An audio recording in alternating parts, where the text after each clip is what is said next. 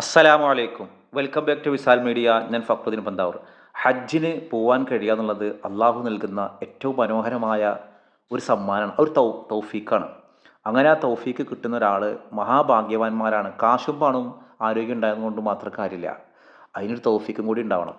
പൊതുവേ ഉള്ളൊരു കാര്യം, നമ്മൾ കഴിഞ്ഞൊരു വീഡിയോക്ക് പറഞ്ഞത്, ഒരു സ്ത്രീ ഒറ്റക്ക്, സന അൻസാരി എന്ന് പറയുന്ന ഒരു സ്ത്രീ ഒറ്റക്ക് ഹജ്ജിന് പോവാണ് നടന്നിട്ട്. പലരും പറഞ്ഞിങ്ങനെ ഒറ്റക്ക് ഹജ്ജിന് പോകുന്നത് ശരിയല്ല, ഒരു സ്ത്രീ ഇങ്ങനെ പോകുന്നത് പാടില്ല, എന്തിനാണ് നിങ്ങളതിനെ പ്രോത്സാഹിപ്പിക്കുന്നത് എന്നുള്ളത്. ഈ മഹറമായ ആളുകളുടെ കൂടെ അല്ലാതെ സ്ത്രീക്ക് ഹജ്ജും ഉംറയും ചെയ്യാൻ പാടുണ്ടോ?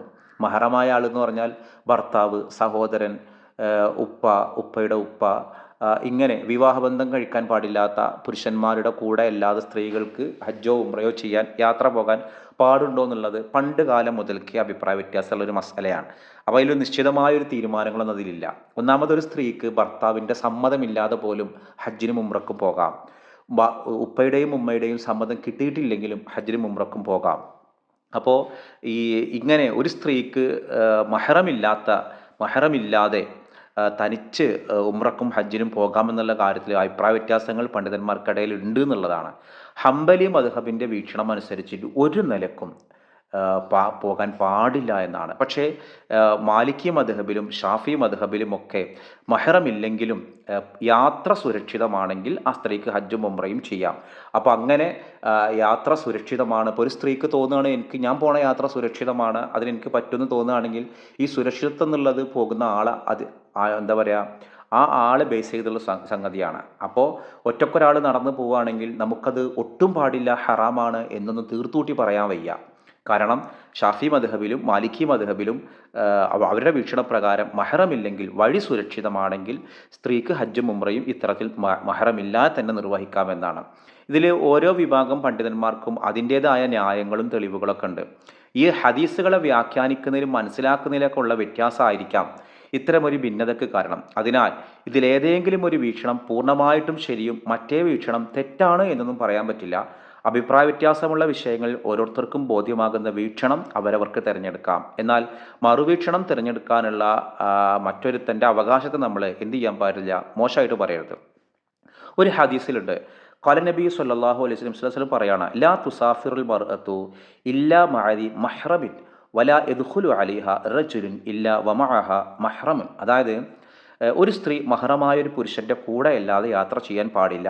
അന്യപുരുഷന്മാർ മഹറമായ ഒരു പുരുഷനില്ലാതെ അവളുടെ അടുത്ത് പ്രവേശിക്കാനും പാടില്ല. ഈ ഒരു ഹദീസ്, ഇങ്ങനെ പല നിലക്കും പല ഹദീസുകളിലും ഇത്തരത്തിലുള്ള യാത്ര പാടില്ല എന്ന് വർണ്ണിക്കുന്ന ഹദീസുകളുണ്ട്. അതുകൊണ്ട് തന്നെ ഈ വിഷയ സംബന്ധമായിട്ട് ഇത്തരം ഹദീസുകൾ ധാരാളവും കാണാം. അപ്പോൾ ഇത്തരത്തിലുള്ള മഹ്റമായ ആളില്ലാതെ ഹജ്ജും ഉംറയും ചെയ്യാൻ പാടില്ല എന്ന് പണ്ഡിതന്മാർ പറയുന്നതിന് അവർക്ക് അവരുടേതായ തെളിവുകളുണ്ട്. മക്കയിൽ നിന്ന്, കാരണം ഈ ഒരു നിയമം വ്യാഖ്യാനിച്ചുകൊണ്ടാണ് പണ്ഡിതന്മാർ ഇത്തരമൊരു തീരുമാനമെടുത്തത്. ഇനി മറ്റൊന്ന്, മക്കയിൽ നിന്ന് ഒരുപാട് ദൂരമുള്ള സ്ഥലമാണ് യമൻ. യമനിൽ നിന്നും ഒരു സ്ത്രീ ഒറ്റയ്ക്ക് യാത്ര ചെയ്തുകൊണ്ട് മക്കയിൽ വരികയും എന്നിട്ട് കഅബ തവാഫ് ചെയ്ത് തിരിച്ചു പോവുകയും ചെയ്യുന്ന ഒരു കാലം വരുമെന്ന് ഹബീബായ നബി ഒരിക്കൽ പ്രവചിച്ചിട്ടുണ്ട്. പൂർണ്ണ സുരക്ഷിതത്വമുള്ള ആ കാലത്തെപ്പറ്റി നബി സല്ലല്ലാഹു അലൈഹി വസല്ലം പറഞ്ഞത് ഇമാം ബുഖാരിയിൽ തന്നെയാണ് പറയുന്നത്. അപ്പോൾ ഇതിൽ നിന്ന് മനസ്സിലാകുന്ന ഒരു കാര്യം, ഇത്തരത്തിൽ യമൻ, അതായത് അന്നത്തെ ആളുകൾക്ക് മനസ്സിലാവുന്ന ഒരു പ്ലേസ് പറഞ്ഞതാണ്, യമനിൽ നിന്ന് ഒരു സ്ത്രീ ഒറ്റയ്ക്ക് വന്ന് കാബത്തിങ്കിൽ വന്ന് തവാഫ് ചെയ്ത് തിരിച്ചു പോകുന്ന ഒരു കാലം, അത്രയും സുരക്ഷിതമാകുന്ന ഒരു കാലം വരാനുണ്ട് എന്ന് പറഞ്ഞത്. അപ്പോൾ ഇതിൽ നിന്ന് മനസ്സിലാവുന്നത്, ഇത് കേട്ട സ്വഹാബി അദീ റളിയല്ലാഹു അൻഹു ആ വിഷയങ്ങളൊക്കെ വ്യക്തമായിട്ട് പറയുന്നുണ്ട്. ഇത് ഇത്തരത്തിലുള്ള യാത്ര അനുവദനീയമായതുകൊണ്ടാണ് ഹബീബായ നബി അങ്ങനെ പറഞ്ഞത് എന്നുള്ളത്. മറ്റൊന്ന്, ഒരിക്കൽ ഒരു ഹദീസാണ്, ഹദീസിൻ്റെ ആശയമാണ് ഞാൻ പറയുന്നത്. നബി സല്ലല്ലാഹു അലൈഹി വസല്ലമയുടെ അടുത്ത് വന്ന ഒരാൾ ദാരിദ്ര്യത്തെക്കുറിച്ച് ഇങ്ങനെ പരാതി പറഞ്ഞു. പിന്നീട് മറ്റൊരാൾ വന്നിട്ട് യാത്രക്കിടയിൽ ഒരു കവർച്ച നടന്നതിനെ കുറിച്ചിട്ടാണ് മൂപ്പരുടെ പരാതി. അപ്പോൾ അവിടെ നിന്ന് ചോദിച്ചിട്ട് നബി ചോദിക്കുകയാണ്, തൻ്റെ കൂടെ ഇരിക്കുന്ന അദി എന്ന് പറയുന്ന ഒരു സ്വഹാബിയോട്, താങ്കൾ ഹീറ കണ്ടിട്ടുണ്ടോ എന്ന് ചോദിച്ചു. അപ്പോൾ ആ സ്വഹാബി പറഞ്ഞു, ഇല്ല, പക്ഷെ കേട്ടിട്ടുണ്ട് എന്ന് പറഞ്ഞു. അപ്പോൾ നബി പറഞ്ഞു കൊടുക്കുകയാണ്, നിങ്ങൾ ഒരുപാട് കാലം നിങ്ങൾക്ക് ആയുസ്സുണ്ടെങ്കിൽ, ജീവിക്കുകയാണെങ്കിൽ, മറയിലിരിക്കുന്ന ഒരു തരുണി ഹീറയിൽ നിന്നും യാത്ര പുറപ്പെട്ട് അള്ളാഹുവിനെ അല്ലാതെ മറ്റാരെയും ഭയപ്പെടാതെ ഒറ്റയ്ക്ക് യാത്ര ചെയ്ത് വന്നുകൊണ്ട് കഅബയെ തവാഫ് ചെയ്യുന്നത് എനിക്ക് കാണാം. എന്നിട്ട് ഈ സ്വഹാബി പറയാണ്, പിന്നീട് മറയിലിരിക്കുന്ന തരുണികൾ അള്ളാഹുവിനെ അല്ലാതെ മറ്റാരെയും ഭയപ്പെടാതെ ഒറ്റയ്ക്ക് യാത്ര ചെയ്ത് വന്നുകൊണ്ട് കഅബയെ തവാഫ് ചെയ്യുന്നത് ഞാൻ കാണുകയുണ്ടായി എന്ന്. അപ്പോൾ നബി സല്ലല്ലാഹു അലൈഹി വസല്ലമ പറഞ്ഞൊരു പ്രവചനമായിരുന്നു അത്തരത്തിൽ സ്ത്രീകൾ ഒറ്റക്കും കൂട്ടമായിട്ടും വന്ന് തവാഫ് ചെയ്യുന്ന ഒരു രംഗം ഉണ്ടാകുമെന്നുള്ളത്. അപ്പോൾ ഈ ഹദീസിലൊക്കെ കൂടെ ആരുമില്ലാതെ ഒറ്റക്ക് സ്ത്രീകൾ വന്നു എന്നാണ് ഈ ഇമാം അഹ്മദിൻ്റെ മുസ്നദിൽ ഈ ഹദീസ് പറഞ്ഞിട്ടുള്ളത്. ഈ ഹദീസ് സ്ഥിരപ്പെട്ട ഹദീസാണ്. അപ്പോൾ ഇതിൽ നിന്നൊക്കെ ഒരു വിഭാഗം പണ്ഡിതന്മാർ പറയുന്നത് മഹ്റമില്ലാതെ ഒരു സ്ത്രീക്ക് ഹജ്ജും ഉംറയും ചെയ്യാനൊക്കെ കഴിയും എന്നുള്ളതാണ്. അപ്പോൾ മഹ്റമില്ലാതെ ഒരു സ്ത്രീക്ക് ഹജ്ജും ഉംറയും ചെയ്യാമെന്നും ഇവിടെ ആ സ്ത്രീയുടെ ഹജ്ജ് നിഷിദ്ധവും അസ്വീകാര്യവുമായിരുന്നെങ്കിൽ ഹബീബായ നബി അക്കാര്യം ആ ഹദീസിലൂടെ തന്നെ വ്യക്തമാക്കുമായിരുന്നു എന്നും പണ്ഡിതന്മാർ പറയുന്നുണ്ട്. എന്നാൽ അങ്ങനെ വ്യക്തമാക്കില്ലെന്ന് മാത്രമല്ല, ആ പ്രവചനം സത്യമായി പുലർന്നത് താൻ കാണുക കൂടിയുണ്ടായി എന്നാണ് ആ ഹദീസ് റിപ്പോർട്ട് ചെയ്ത സ്വഹാബി പോലും പിന്നീട് പറഞ്ഞത്. അപ്പോൾ മഹ്റമില്ലാതെ ഒരു സ്ത്രീ മക്കയിലെത്തി തവാഫ് ചെയ്തു എന്നൊരു കാര്യം സ്ഥിരപ്പെട്ടു എന്നർത്ഥം. ഇനി അത് സ്വീകാര്യമല്ല, അത്തരമൊരു ഹജ്ജ് സ്വീകാര്യമല്ല ആയിരുന്നുവെങ്കിൽ റസൂൽ സല്ലല്ലാഹു അലൈഹി വസല്ലമ അക്കാര്യം അവിടെ തന്നെ പറയുമല്ലോ, ഇങ്ങനെ വരുന്നൊരു ഹജ്ജ് സ്വീകാര്യമല്ല. നബി അങ്ങനെ പറഞ്ഞിട്ടില്ല. അപ്പോൾ അതുകൊണ്ട് ആരെങ്കിലും ഈ രീതിയിൽ ഹജ്ജിന് മഹ്റമില്ലാതെ, ഇപ്പോൾ നമ്മുടെ നാട്ടിൽ നിന്നൊക്കെ ഒരുപാട് സ്ത്രീകൾ ഇപ്പോൾ സൗദി അറേബ്യ ഇപ്പോൾ ഈ അടുത്താണ് മഹ്റമില്ലാത്ത സ്ത്രീകൾക്ക് മാത്രമായിട്ട് ഫ്ലൈറ്റുകൾ വരെ ഉണ്ടാക്കിയിട്ടുണ്ട്. ആ ഫ്ലൈറ്റുകളിലാണ് ഹജ്ജിന് പോകുന്നുണ്ട്. അപ്പോൾ അതൊക്കെ ഒരു അനുമതി കൊടുത്തിരുന്നു. മുൻപൊരു കാലത്ത് മാലിക്കി മദ്ഹബിൻ്റെ ഹംബലി മദ്ഹബിൻ്റെ വളരെ എന്താ പറയുക ഭൂരിപക്ഷം ഉണ്ടായിരുന്നു സൗദി അറേബ്യയിൽ. അതുകൊണ്ട് ഇങ്ങനെ സ്ത്രീകൾ ഹജ്ജിന് കൂട്ടമായിട്ട് വരാനോ അല്ലെങ്കിൽ മഹ്റം ഇല്ലാതെ വരാനോ അവർ അനുമതി കൊടുത്തിരുന്നില്ല. ഇപ്പോൾ അത് അനുമതി കൊടുക്കുന്നുണ്ട്. സത്യത്തിൽ ഇതിലൊക്കെ അഭിപ്രായ വ്യത്യാസങ്ങളുണ്ട്. അതുകൊണ്ടാണ് വ്യത്യസ്ത വീക്ഷണങ്ങൾ ഉള്ളത് കൊണ്ടാണ് ഇതിനൊക്കെ അനുമതി കൊടുക്കുന്നത്. അപ്പോൾ ഒരു സ്ത്രീ ഒറ്റക്ക് ഹജ്ജിന് പോകുന്നു എന്ന് കരുതിയിട്ട് അവളെ നമ്മൾ പുലഭ്യം പറയാനൊന്നും പറ്റില്ല. അവർക്ക് ആ വഴി സുരക്ഷിതത്വമായിട്ട് തോന്നുന്നുണ്ടെങ്കിൽ നമുക്കതിലെന്താ പറയാൻ പറ്റുക, അവർ ഹജ്ജിന് പോട്ടെ. ഹജ്ജിന് പോയിട്ട് പുണ്യം അതൊക്കെ കൊടുക്കൽ അള്ളാഹു ഒരു അമല് സ്വീകരിക്കുക എന്നുള്ളത് അള്ളാഹുവിൻ്റെ തീരുമാനത്തിൽപ്പെട്ടതാണ്. അതിൽ നമ്മൾ കൈകടത്തിയിട്ട് കാര്യമില്ല.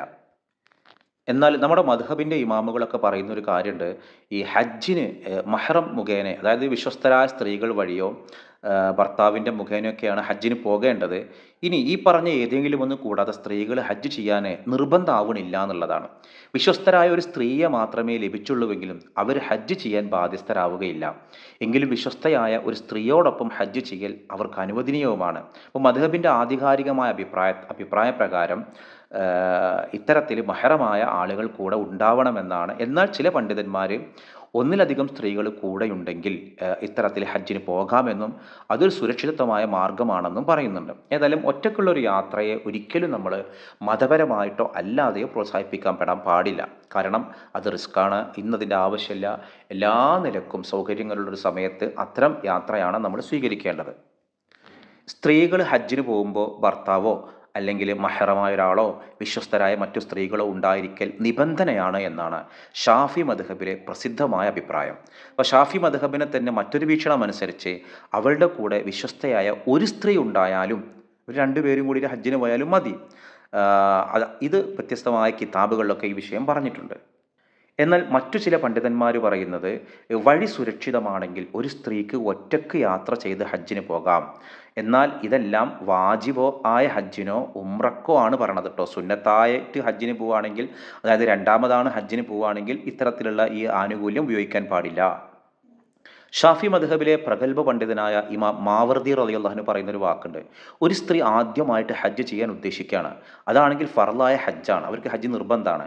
അപ്പോൾ ഒരു മഹ്റമിൻ്റെ കൂടെയോ അല്ലെങ്കിൽ വിശ്വസ്തരായ സ്ത്രീകളോടൊപ്പമോ അത് ഒരു സ്ത്രീ ആണെങ്കിൽ പോലും വഴി സുരക്ഷിതമാണെങ്കിൽ അവർക്ക് ഹജ്ജിന് പോകൽ അനുവദനീയമാണ്. പിന്നെ ഉമർ റളിയല്ലാഹുവിൻ്റെ ഖിലാഫത്തിൽ ഹബീബായ നബിയുടെ പത്നിമാർ ഹജ്ജിന് ഒരുങ്ങിയപ്പോൾ അദ്ദേഹം അവരെ ഉസ്മാൻ ഇബ്നു അഫ്ഫാൻ റളിയല്ലാഹു അൻഹു, അബ്ദുറഹ്മാൻ ഔഫ് റളിയല്ലാഹു അൻഹു എന്നിവരോടൊപ്പമാണ് യാത്രയാക്കിയത്. ഈ സംഭവം ബുഖാരിയിൽ പറയുന്നുണ്ട്. സ്വഹാബികളാരും ഇതിനെ എതിർത്തതായി കാണുന്നില്ല. സ്ത്രീകളുടെ യാത്ര സംബന്ധിച്ചുള്ള ഹദീസുകളുടെ സ്വഭാവത്തിന് സ്വഭാവം ഉണ്ടായിരുന്നെങ്കിൽ അന്ന് ഇതിനെ പൊതുവിമർശിക്കുമായിരുന്നു. കാരണം ഈ ആളുകളൊന്നും ഈ ഹബീബായ നബിയുടെ നേരെ കുടുംബക്കാരല്ല, പക്ഷേ അവരുടെ യാത്രയുടെ സുരക്ഷിതത്വം കണക്കാക്കിയിട്ടാണ് അവരെ കൂടെ പറഞ്ഞയച്ചത്. അപ്പോൾ മഹ്റമായ ആളുടെ കൂടെ ഇല്ലാതെ ഒരു സ്ത്രീ ഒറ്റക്കുള്ള ഹജ്ജ് യാത്രയെ പൂർണ്ണമായിട്ടും തെറ്റാണെന്ന് പറയാൻ പറ്റില്ല. എന്നാൽ അത്തരത്തിലുള്ള യാത്രകളെ പ്രോത്സാഹിപ്പിക്കപ്പെടേണ്ടതുമില്ല. ഇത്തരത്തിൽ മഹ്റമില്ലാതെ സ്ത്രീകളുടെ ഹജ്ജ് ഒറ്റക്കും കൂട്ടമായുള്ള ഹജ്ജ് യാത്രയിലൊക്കെ വ്യത്യസ്തമായ അഭിപ്രായ വ്യത്യാസങ്ങളും വീക്ഷണങ്ങളുമുണ്ട്. ഇൻഷാ അല്ലാഹ് നമുക്കെല്ലാവർക്കും അല്ലാഹു ഹക്ക് മനസ്സിലാക്കാനുള്ള തൗഫീഖ് അല്ലാഹു നൽകട്ടെ. അപ്പോൾ ഇൻഷാ അല്ലാഹ് മറ്റൊരു ദിവസം മറ്റൊരു ഹജ്ജ് വിശേഷ വീഡിയോയുമായി വീണ്ടും കാണാം. അസ്സലാമു അലൈക്കും. തണലായി നിൽക്കുന്നേ സംസം പകർന്നിടാൻ നിനയിലരാവിൽ നജുമുകളാകെ മിന്നിയുണർന്നിടും നോട്ടം ജംറയിലാക്കിയിടും നേട്ടമുണ്ട് കിനാച്ചൂടും നിറമിഴി മധുപൊഴിയും അജ്മലു